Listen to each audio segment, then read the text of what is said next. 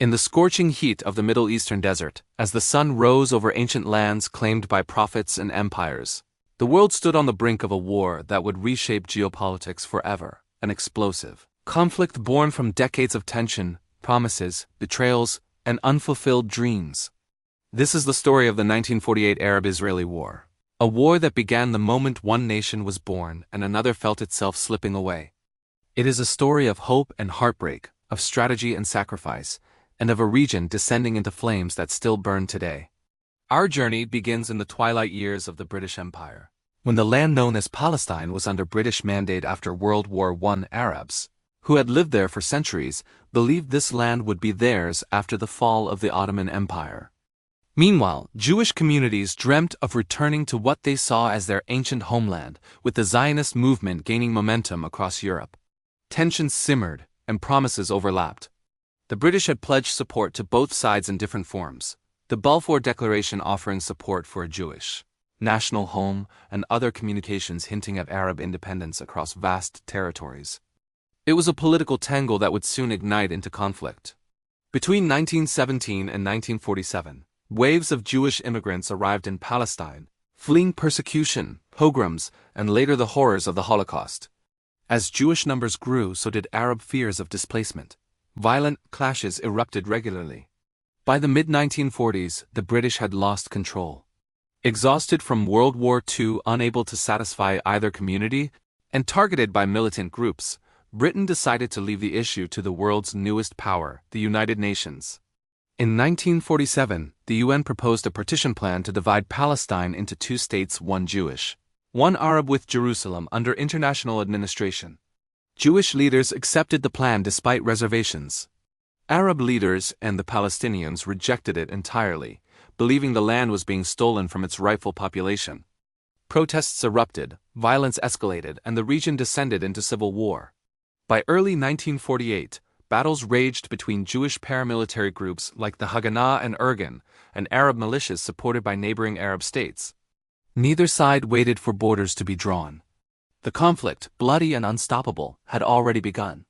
On May 14, 1948, as British forces withdrew, David Ben-Gurion stood in Tel Aviv and declared the establishment of the State of Israel.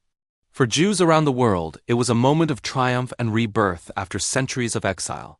For Palestinians and Arabs, it was a catastrophic loss, soon known as the Nakba, the catastrophe. Within hours of Israel's declaration, armies from Egypt, Jordan, Syria, Iraq, and Lebanon crossed into Palestine. The 1948 Arab-Israeli War had officially begun. 5 Arab nations, confident in their military strength and eager to crush the new state before it could take root, launched coordinated attacks. But they underestimated a crucial reality. Israel had prepared extensively.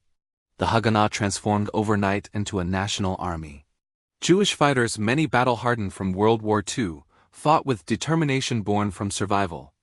Early battles were brutal. In the north, Syrian forces tried to break through the Galilee. In the east, Iraq pushed towards strategic towns. Jordan's Arab Legion, arguably the best-trained Arab force, advanced on Jerusalem, capturing East Jerusalem and the Old City after fierce fighting. In the south, Egyptian forces swept north along the coast. Jerusalem became the heart of the war.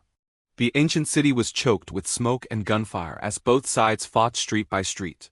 Convoys carrying food and medical supplies to Jewish residents were ambushed. The iconic Burma Road was built in desperation, an improvised rugged supply route carved through mountains to keep the city alive. As the weeks passed, the war shifted.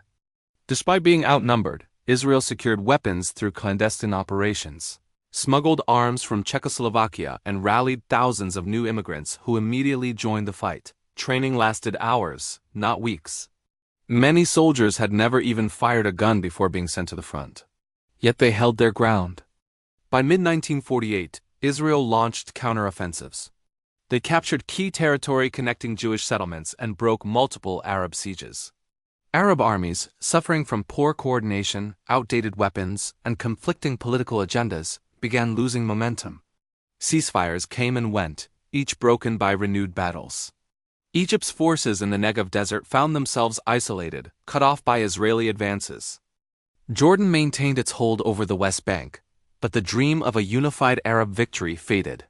In the Galilee, Israeli forces pushed north, capturing land allocated to the Arabs by the UN plan, altering the future map.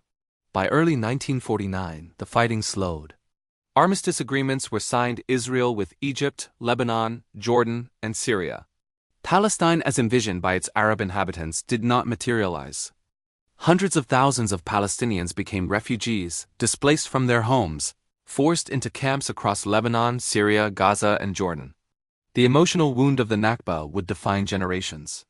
Israel emerged victorious, controlling far more territory than the UN had originally given.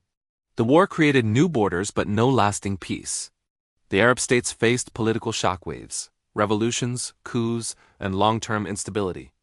Jerusalem remained divided, West Jerusalem under Israel, East Jerusalem under Jordan. What began as a regional conflict became a global issue, drawing in superpowers, shaping alliances, and laying the foundation for future wars in 1956, 1967, and 1973. The 1948 Arab-Israeli War was not just a military conflict. It was the birth of a geopolitical struggle that continues to influence the world today. For Israelis, it was a war of independence, the miraculous survival of a new nation. For Palestinians, it was the beginning of displacement, loss, and an unending fight for identity and homeland. The war ended on paper, but its shadow still stretches across the Middle East. Borders remain contested. Memories remain painful. And generations continue to inherit the consequences of decisions made in those tumultuous months of 1948. This is the story of two peoples, two narratives, and one land whose future remains uncertain. A war that reshaped maps, families, faith, and politics. A war that still lives in every headline, every negotiation, every moment of tension in the Middle East. The 1948 Arab-Israeli War was not just the beginning of a state, it was the beginning of a struggle that continues unfinished, echoing through history like a conflict without end.